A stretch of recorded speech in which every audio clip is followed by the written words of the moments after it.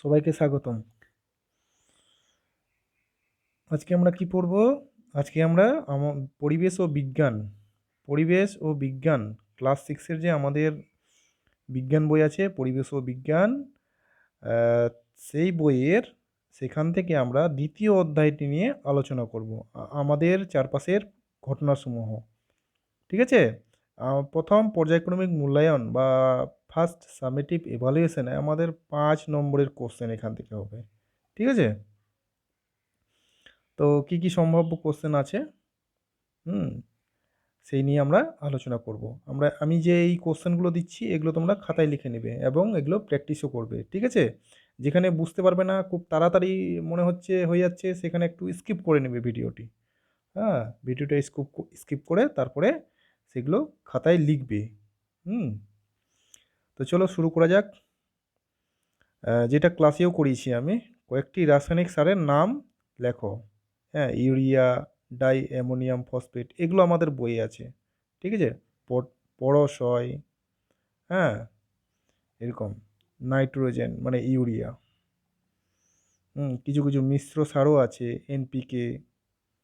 ওকে, আচ্ছা, তারপরে দেখো, খুব সহজ কোশ্চেন দিয়েছি যে যেখানে বীজ থেকে চারা গাছ তৈরি করা হয় তাকে বলা হয় বীজতলা। বীজতলা কাকে বলে, এইভাবেও কোশ্চেনটা হতে পারে। ঠিক আছে? তারপরে অক্সিজেন আর ড্যাশ সরিয়ে নিলেও মরচে থেকে আর সহজে লোহায় ফেরত যাওয়া যায় না। কি সরালে মানে মরচে থেকে লোহায় যাওয়া যাবে না?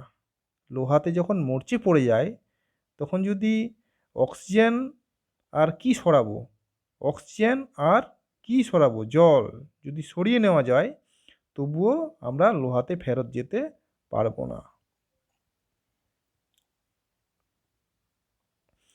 পরের কোশ্চেন, পর্যাবৃত্ত ঘটনা বলতে কি বোঝো, উদাহরণ দাও। একটা নির্দিষ্ট সময় পর পর যে ঘটনা পুনরায় ঘটে তাকে পর্যাবৃত্ত ঘটনা বলে। যেমন জোয়ার ভাটা, দিন রাত। হ্যাঁ, একটা নির্দিষ্ট সময় পর পর এই ঘটনাগুলি ঘটে থাকে, এগুলোকে আমরা বলবো পর্যাবৃত্ত ঘটনা। আচ্ছা, অপর্যাবৃত্ত ঘটনা বলতে কি বোঝো, উদাহরণ দাও। দেখি। আচ্ছা, যে ঘটনাগুলো কোনো সময়ের নিয়মে ঘটে না, মানে নির্দিষ্ট সময়ে মানে অন্তর ঘটে না বা পরপর ঘটে না। ঠিক আছে? নির্দিষ্ট সময় পরপর ঘটে না বা নির্দিষ্ট সময়ের অন্তরে ঘটে না, তাদেরকে অপর্যাবৃত্ত ঘটনা বলে। যেমন সুনামি, ভূমিকম্প, হ্যাঁ, ধস, এগুলো নির্দিষ্ট সময়ের অন্তরে ঘটে না, এগুলোকেই বলা হয় অপর্যাবৃত্ত ঘটনা। আচ্ছা, গাছের পাতা ঝরে পড়া হলো ড্যাশ ঘটনা, এটা কি পর্যাবৃত্ত ঘটনা না অপর্যাবৃত্ত ঘটনা? গাছের পাতা ঝরে পড়া, দেখো শীতকালেই শুধু গাছের পাতা ঝরে, তাই এটি পর্যাবৃত্ত ঘটনা। চাল, আচ্ছা, জলে চাল ফুটিয়ে ভাত রান্না করা হয়, এটা একটা ড্যাশ পরিবর্তন। কি পরিবর্তন, ভৌত পরিবর্তন না রাসায়নিক পরিবর্তন? এটি হলো একটি রাসায়নিক পরিবর্তন। যদি আমরা ভাত মানে চাল ফুটিয়ে যদি ভাত করে দিই তখন কিন্তু ভাত থেকে আর পরবর্তীকালে আমরা চালে ফেরত যেতে পারবো না, সুতরাং এটি একটি রাসায়নিক পরিবর্তন। এগুলো কি ছোট ছোট আর কি কনসেপ্ট। আচ্ছা, ভৌত পরিবর্তন বলতে কি বোঝো, যে ঘটনা অপেক্ষাকৃত সহজেই মূল পদার্থটা ফিরে পাওয়া যায় সেটা ভৌত পরিবর্তন। মানে সহজ করে দেওয়া হয়েছে বইয়ে আমাদের। অপেক্ষাকৃত সহজে মূল পদার্থটা ফিরে পাবো যে ঘটনায়, হ্যাঁ, সেটা হলো ভৌত পরিবর্তন। আর রাসায়নিক পরিবর্তন কাকে বলে, যে পরিবর্তনে পদার্থের মূল ধর্ম পাল্টে যায়, পরিবর্তন হচ্ছে কিন্তু মূল ধর্মটাই পাল্টে যায়, সেটাই হলো রাসায়নিক পরিবর্তন। দুটোই পরিবর্তন, একটা হলো ভৌত পরিবর্তন, একটা হলো রাসায়নিক পরিবর্তন। আচ্ছা, কি মূল পদার্থটা, এই পরিবর্তনে কি ভৌত পরিবর্তনে মূল পদার্থটা ফিরে পাওয়া যায়। হুম, একটা পরিবর্তন হয়ে গেলে আবার পুনরায় পূর্ববর্তী অবস্থায় ফিরে পাওয়া যাওয়া যায় সহজেই। কিন্তু রাসায়নিক পরিবর্তনে সেটা হয় না, ওর মূল ধর্মটা পাল্টে যায়। ঠিক আছে? উদাহরণ দেব আমরা।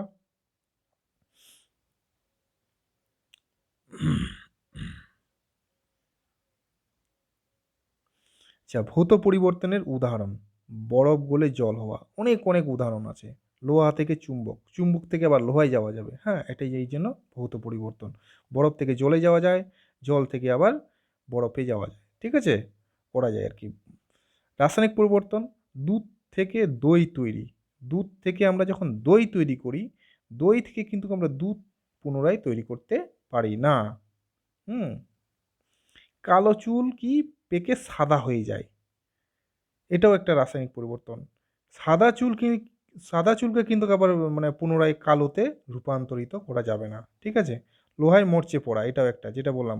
খাদ্যনালীতে খাবার হজম হওয়া, খাবার হজম হয়ে গেল। গাছের পাতার রং পাল্টে যাওয়া। আ সবুজ থেকে যখন আ কি ব্রাউন কি বলবো? আ হলদে হয়ে যায় আরকি।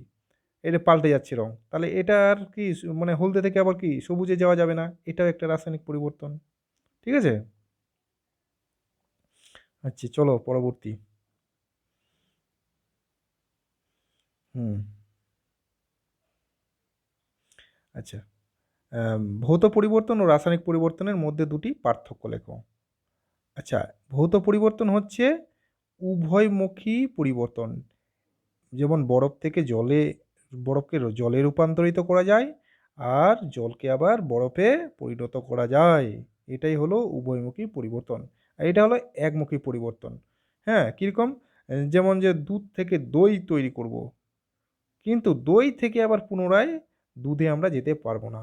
এটা এই জন্য একমুখী, একদিকেই শুধু হবে। ঠিক আছে? আচ্ছা, পদার্থের মূল গঠন অপরিবর্তিত থাকে। যেটা মূল গঠন সেটা অপরিবর্তিত থাকে। হ্যাঁ? আর এখানে কি পরিবর্তন হয়ে যায়। ঠিক আছে? এই দুটো লিখলেই হবে। আচ্ছা, এই ছিল আমাদের ২য় অধ্যায় থেকে হ্যাঁ, আমাদের চারপাশের ঘটনাসমূহ থেকে কয়েকটি কোয়েশ্চেন। দেখো এগুলোই খাতায় লিখে এগুলো প্র্যাকটিস করো। আশা করি অনেকগুলো কমন পেয়ে যাবে। Thank you.